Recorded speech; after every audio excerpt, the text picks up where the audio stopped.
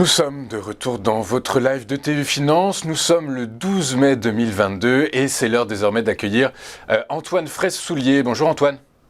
Bonjour à tous. Bonjour, merci beaucoup d'être avec nous ce matin. Je rappelle que vous êtes Financial Market Analyst chez eToro et que tous les jeudis, vous nous présentez vos Market Movers, qui est une rubrique qui permet à tout à chacun éventuellement de diversifier son portefeuille de valeurs. Et aujourd'hui, on va commencer, Antoine, avec le Nasdaq 100, l'indice américain dédié aux technologies, qui pâtit d'un environnement de taux long qui grossit, Antoine. Alors effectivement, le Nasdaq, pour ceux qui ne savent pas, c'est l'indice de l'ensemble des valeurs technologiques américaines.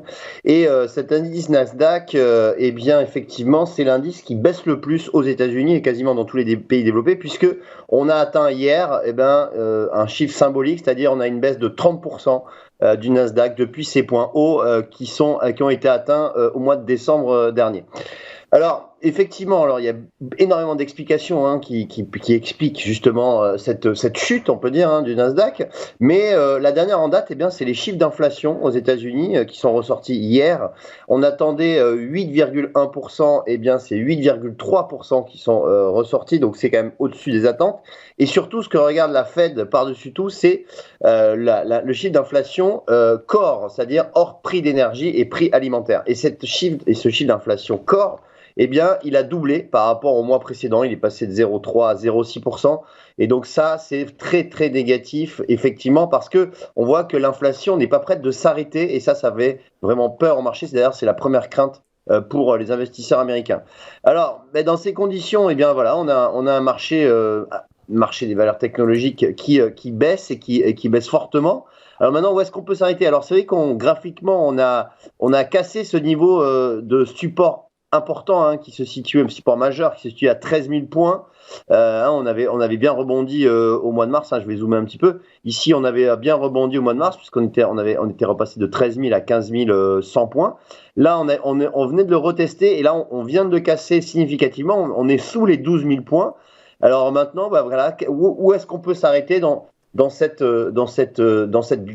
chute, j'ai envie de dire, du principal indice technologique américain. Et donc là, votre premier support est à 10 900, combien on a mal vu? Oui, et alors il est quasiment 11 000 points, c'est 10 954. D'accord.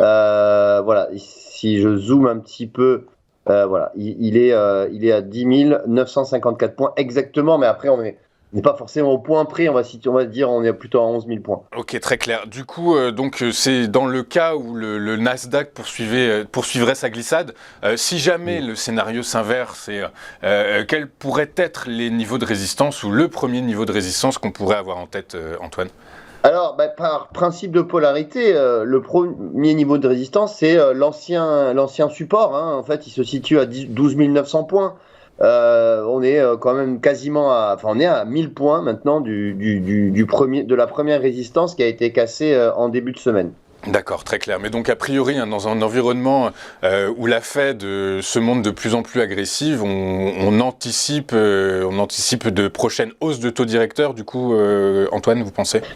Alors, en fait, c'est déjà pricé par le marché. C'est qu'on anticipe sur les 2 prochaines réunions de la Fed 2 hausses de 50 points de base, donc en juin et en juillet. Donc ça, c'est pricé par le marché. Maintenant, avec le chiffre d'inflation qui est ressorti hier en forte hausse, en supérieur aux attentes, on peut anticiper, pourquoi pas, on verra dans les prochains jours, une hausse, pourquoi pas, de 75 points de base de la part de la Fed. Alors ça, si le marché anticipe cette hausse, là on pourra avoir encore une baisse des marchés.